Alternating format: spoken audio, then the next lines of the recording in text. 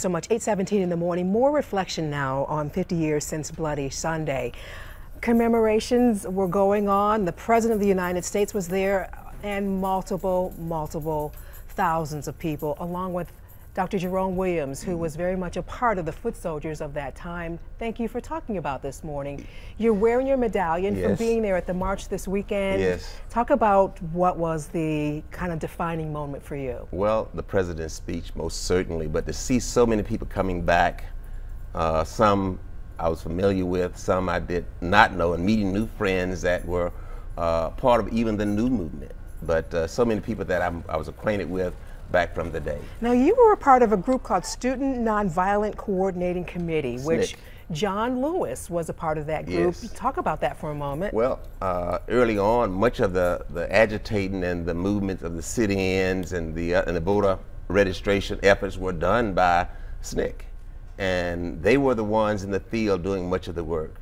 Later on, SCLC would come in and try to galvanize and get folks trained in nonviolence. But SNCC is the one that was doing much of the in the trenches work. Wow. And SNCC is also responsible for doing the first early work in Lowndes County, getting people to vote. Your parents were, you talked about the consequences of participating, demonstrating. Yes. Your father was fired. Yes, he was trying to register to vote, as many were at that time. I guess there were probably 100 at most registered to vote in Dallas County out of probably 18,000.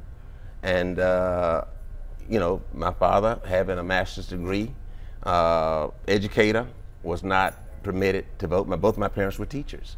And that was the atmosphere at that time. This is very real for you. The right to vote is very real. The president charged Americans to contact Congress to make sure, and he charged Congress to go back and restore the provisions that were taken out of the Voting Rights Act of 1965. That case was actually forged in Shelby County here. Yes.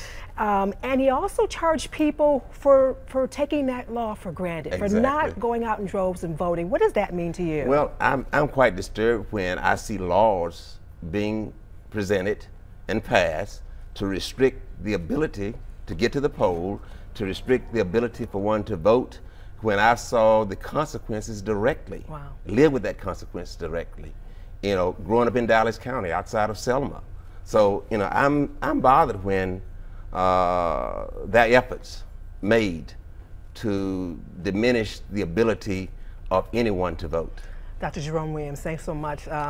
We just had to hear your story. Thank you for joining us and sharing your reflections on 50 years since Bloody Sunday and the Voting Rights Act. Thank you. So good to be here. All right, thank you.